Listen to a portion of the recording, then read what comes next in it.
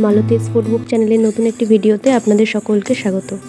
আবারও চলে এসেছি মায়ের হাতে নতুন একটি রেসিপি আপনাদের সাথে শেয়ার করব বলে।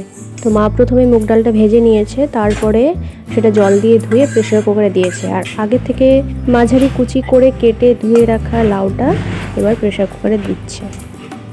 কোনো নিরামিষ খাবারের মধ্যে কিন্তু এই পদটি আপনারা অনায়াসেই রাখতে পারেন। যারা লাউ খেতে পছন্দ করেন না তারা কিন্তু একবার এইভাবে খেয়ে দেখবেন, আশা করি ভালো লাগবে।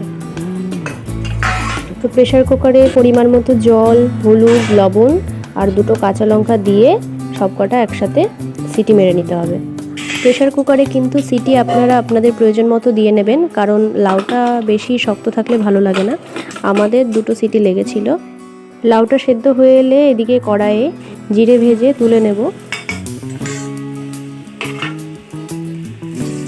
এরপর কড়াইয়ে একে একে শুকনো লঙ্কা, তেজপাতা আর কালো জিরে ফোড়ন দিয়ে সেদ্ধ করে রাখা মুগ ডাল আর লাউটা ঢেলে দেব। সাথে দিতে হবে সামান্য চিনি স্বাদ বাড়ানোর জন্য। তারপর আস্তে আস্তে সময় নিয়ে এটাকে ফুটাতে হবে।